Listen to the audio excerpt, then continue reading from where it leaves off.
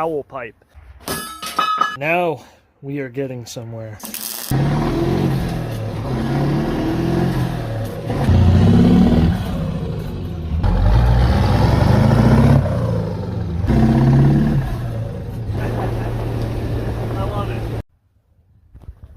What's up, guys? It's Gary. So we're going to get back on this F8000 HOWL pipe. Found out a lot of information from the last video that I put out, and that video got way more views than I was expecting.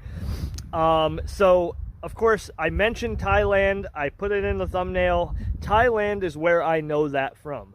That's just because that's something I followed for the past couple of years. I follow a lot of Thai YouTube accounts, Facebook accounts, and I got a lot of really good information in the comments. I didn't realize that that's actually a very popular thing down in Brazil as well. And so in Brazil, they call it Pente na turbina, which roughly translates to comb of the turbine or turbine comb. And there are a few different designs. Some of the designs look like the insert pipe that I did. The insert pipe design is something that I see on the Thai videos. And they also have another design where it's more of a like just a plate that goes in there, and a lot of times this will be with like a 90-degree downpipe. My downpipe's not quite 90 degrees, and a lot of the Thai trucks, all the Isuzus and the Hinos, they'll have like more of a straight shot coming off the turbo, and that's when they will utilize, or they're always usually utilizing the insert pipe. So I think that's better designed possibly for this. Now, a couple things. Not welding it all the way around definitely has an effect, has made it quieter. So welding it all around is one thing we're going to do. I'm also actually going to actually cut it out. I'm going to cut it out and change it a little bit. I'm going to cut it shorter. We're going to get rid of that little angle we put on there, and I'm going to put it back in there, and I'm going to weld it all the way around and kind of see what happens. And then if it doesn't work out the way I want, well, then I'm going to end up probably making a complete custom downpipe in the near future. And Thailand, I found out, I got one comment from actually got a couple comments. One from somebody saying they were Thai, and I got another comment, which I don't know if they were Thai or not, but they said it is called a POW pipe. P-O-W, POW pipe. And then, of course, they gave the translation in Thai as to how I could look it up, and then I found a whole bunch of videos on that, which is really cool. So let's get to work on this thing. Not too hard now that I've done it before, and I got that panel under there that got to pull the floor out and get the downpipe out through, well, not through there, but it'll make it a lot easier to work on. Let's go.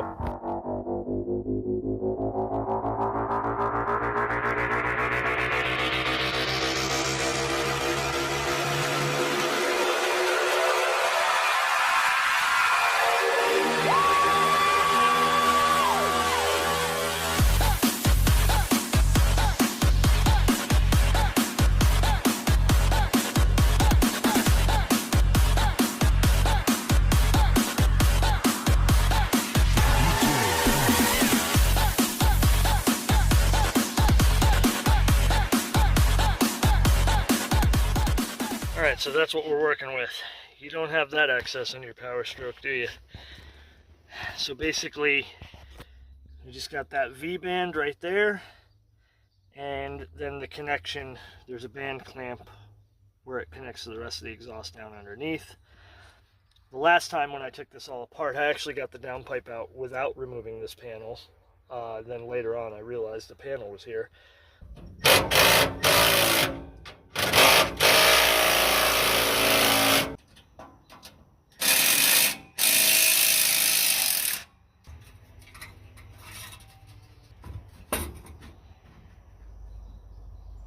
Alright, we got it off, so that was actually really easy. I was able to get that hanger off and just push the exhaust back a little bit, and it fished right out of there. It's going to be kind of hard to see. I tried everything with different locations to get the lighting. We got sun, we got shade, and I can't really get a good shot, especially now that it's all black with soot.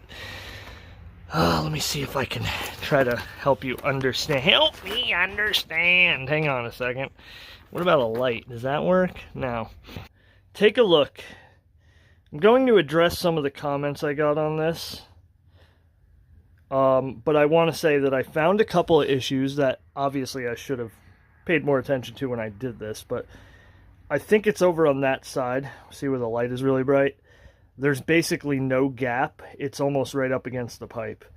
Some of it has a gap, like Obviously where it curves down behind there on the bottom, there's a gap. The gaps around the end there, around where it's welded, those are pretty big gaps. That's going to be a problem. And it's just kind of too long. It goes in there quite a bit. And now I want to address a couple of comments that this is just a restriction on the turbo and it's just causing back pressure and causing the turbo to back surge and flutter. First of all, that is not going to represent that much of a restriction. Now, anytime there is a restriction on the backside of a turbo, you are going to have much bigger effect than just a restriction on a naturally aspirated engine, but that is not going to produce such a restriction that it's going to cause major problems. It is a bit too long, so maybe it's a bit more restrictive than it should be since it protrudes into where it curves down.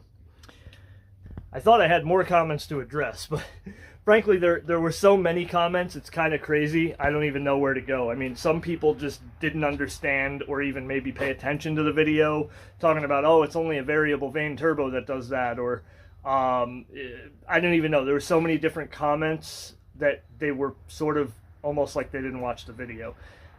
This is the device that I wanted. Like, there is no just, oh, I think I'm going to guess and make this up in my head. I got this from watching other people do it. And I got a lot of great comments, like I said earlier. There's people that do this down in Brazil, different designs. Sometimes a similar design to this. I've watched a bunch of different videos since posting the first video. So what I'm going to do is I'm going to cut that out, which is another good thing that I only tacked it in like 3 spots, because now it'll be a lot easier. It's still going to be a pain, but probably have to take the Dremel and cut it out of there. Cut it out. We're going to cut it shorter. In fact, I may even just make another one, because I also think that it's not, talking about restriction, I think it's a little bit too big. I think if it's a little bit narrower, but then again, I only have a 3-inch pipe to work with. That's kind of where I'm at. You know, it's a 3.5-inch down pipe.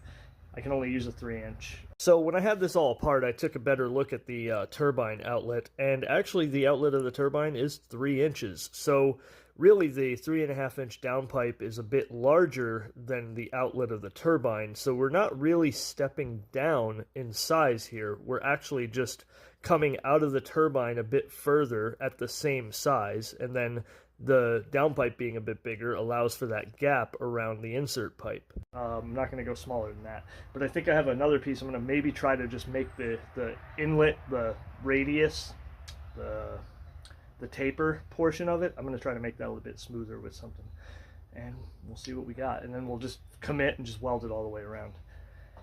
So let's see what we can do.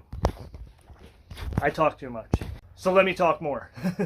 Another thing I wanted to say is the effect that's happening here maybe is misunderstood, and I'll admit I don't even fully understand it. I want to say it's equivalent or related to the effect you get when you blow over a bottle, like a beer bottle. And you might think, well, yeah, but then wouldn't it just howl the whole entire time? I got a couple of comments about that. Oh, if it was the pipe in the thing, then it would just howl the whole time, even under throttle. Well, it obviously is not the case that happens. So I think it's, you're on throttle, the engine is producing so much more pressure and sound that it doesn't howl, it just overcomes, it blows right past it. Then when you let off, on this truck, on this engine, when you would let off without this pipe, you could hear, and actually, by the way, the Mercedes wagon over here, OM617 diesel, same effect, basically. When you let off the throttle, at the exhaust, there's a whooshing sound, a whoosh. It's just like,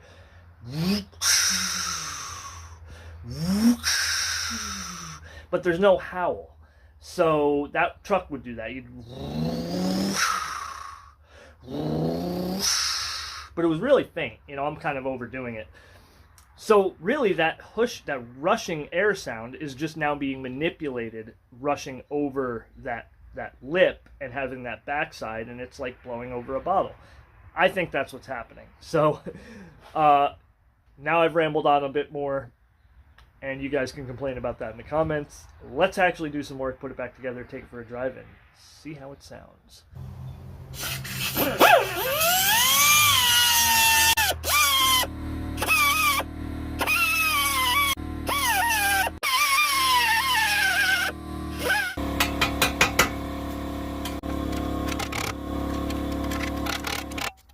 Hey,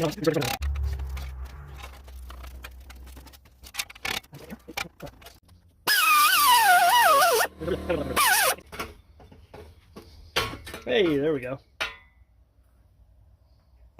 All right, we're gonna make a new pipe just out of this straight 3-inch. I don't have anything steel that I can do this with. We're gonna just try to use this oxygen bottle. I'm gonna slam a big ass hammer onto that and try to get that taper into it. You know, maybe I'll put something on top of that and then I'll hit it with a hammer and we'll see what that does.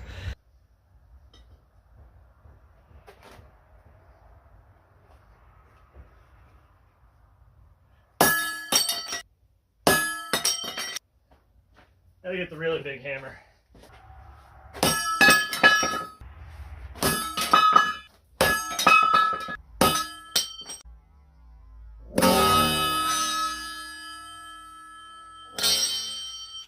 Yeah, let me check it.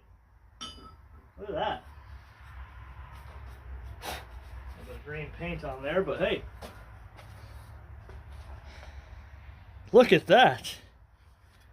Yeah, is the lighting not very good? Yeah, because we're inside and you're looking outside. Look at that.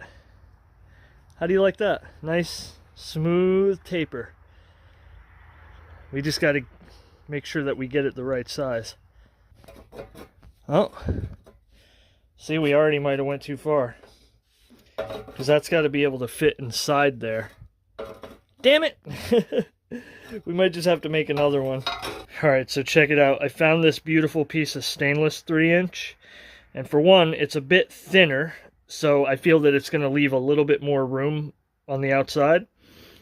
Shaping it with our oxygen bottle and a big hammer. Can we actually focus, please? No. Yes. The hammer and the big oxygen bottle is freaking awesome. There we go. Now, that just fits. It fits basically perfectly. Yeah, I did cut through the pipe a little bit, but so we got that about the right size. Of course, I left it long so that the damage I did when I hammered it would not be an issue.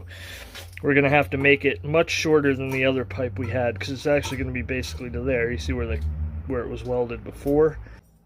So let's cut this to the right length. See what we can do with it. All right, now we are getting somewhere. Now that is a HOWL pipe, or a POW pipe, or Pente turbina. Let's try it. Try its fitment. Okay. Oh, yes. Yes. Let me take it out in the daylight so you guys can actually see what's going on here. So what we're trying to achieve here is the gap, not around here, but the gap beyond. So the pipe has to sit in there perfectly so that all the way around it, there's a void. We don't want the pipe, if it's kind of shifted to one direction and it rides up against the actual downpipe, that's going to take away from its effect. We need to have a gap all the way around. So what I'm doing is I kind of got it set in there and I have my finger, I'm kind of feeling around and seeing, okay, is there a little bit of a gap? Because the other pipe had a spot, quite a big spot where there was no gap. It was right up against the pipe. So I think we are going to make this work. I was thinking I kind of want to take it off and try to flare it a little bit more because of the gap we got here. But I don't want to ruin the other end of the pipe. So I'm going to actually just try to weld that gap. Shouldn't be a big deal. But the most important thing right now is just getting it in there in the right position. So I'm going to get it exactly where I want it. I'm going to start welding it.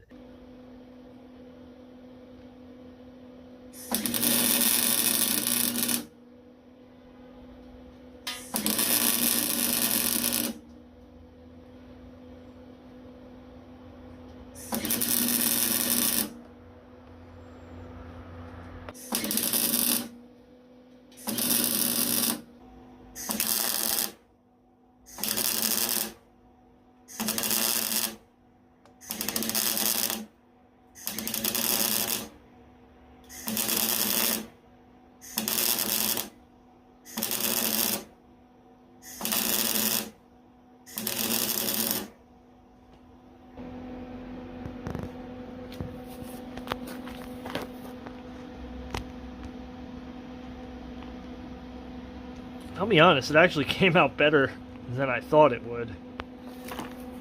At one point I was on a roll with the little kind of spot weld tack welds, because if I welded too hot it would just burn right through that stainless. But some of it's pretty ugly, and that part right there is not bad.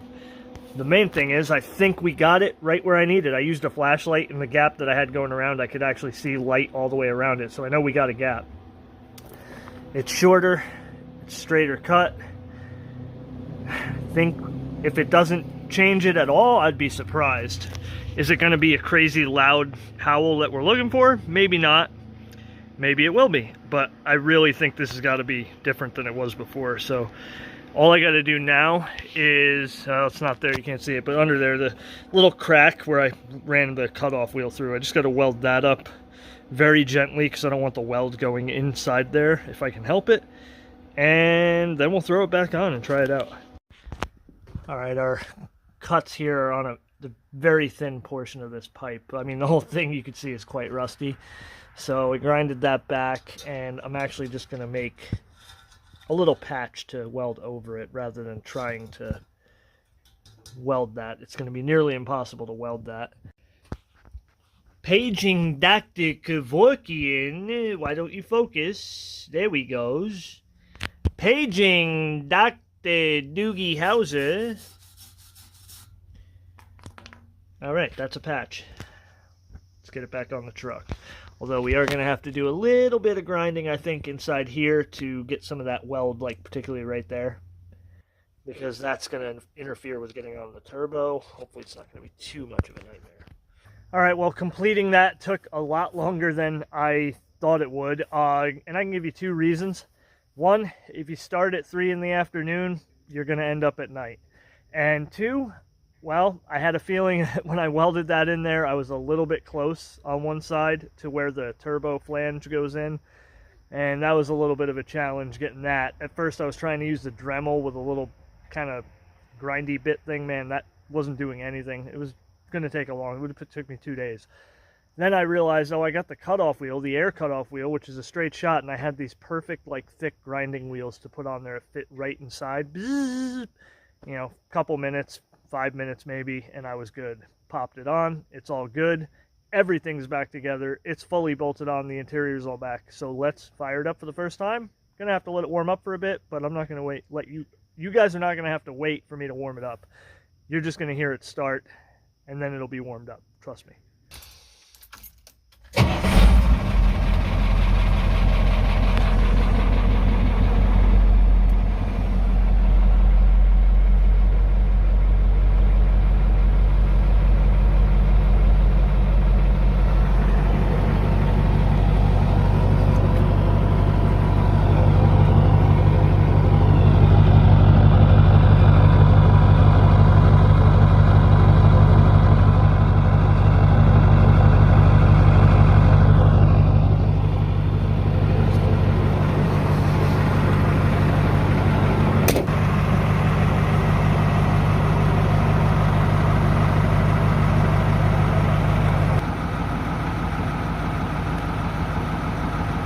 Well, truth be told, it's not really warmed up, but it's warm enough and has enough oil pressure going through it that I would be happy with hitting it a little bit.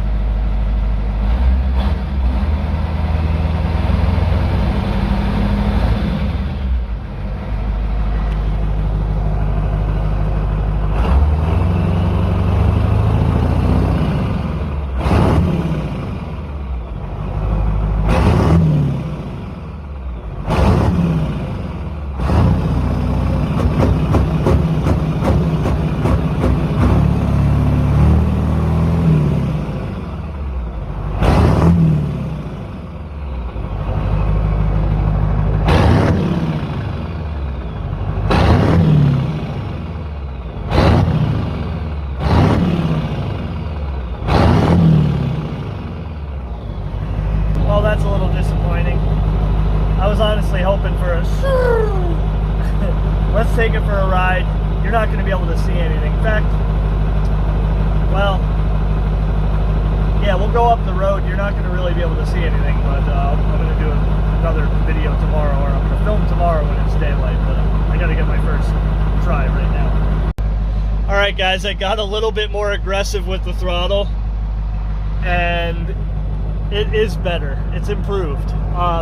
Sorry you guys aren't going to be able to see much. I turned the lights off out there. But, yeah, listen to this. Maybe you'll hear it.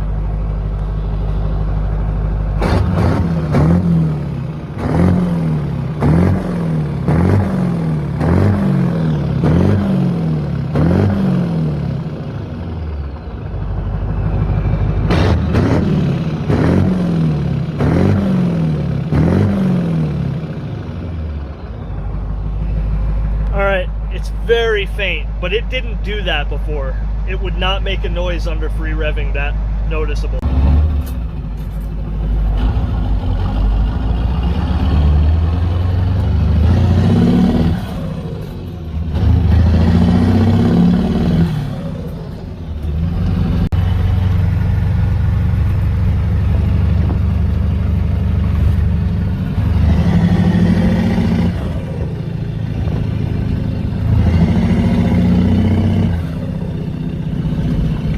It's definitely louder. It's still like disappointingly not loud, but it's louder. Makes about the exact same sound too, which is kind of interesting. Well, you know, I would expect that. Oh yeah, it's more cowbell for sure than it was before.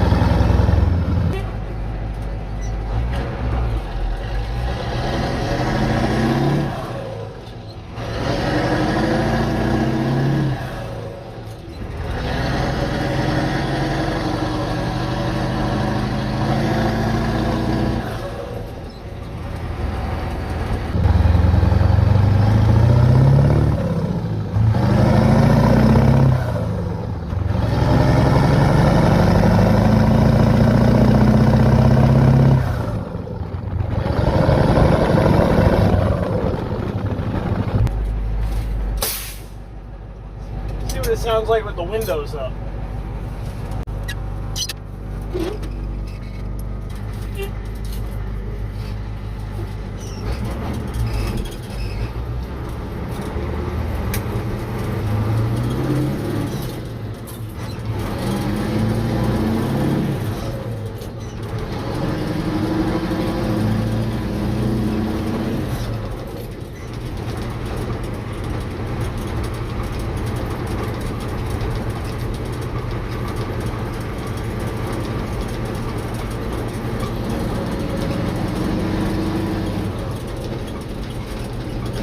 A lot of other noises you got to deal with when the windows are up. It's crazy how quiet this thing is though with the windows up. got a lot of insulation.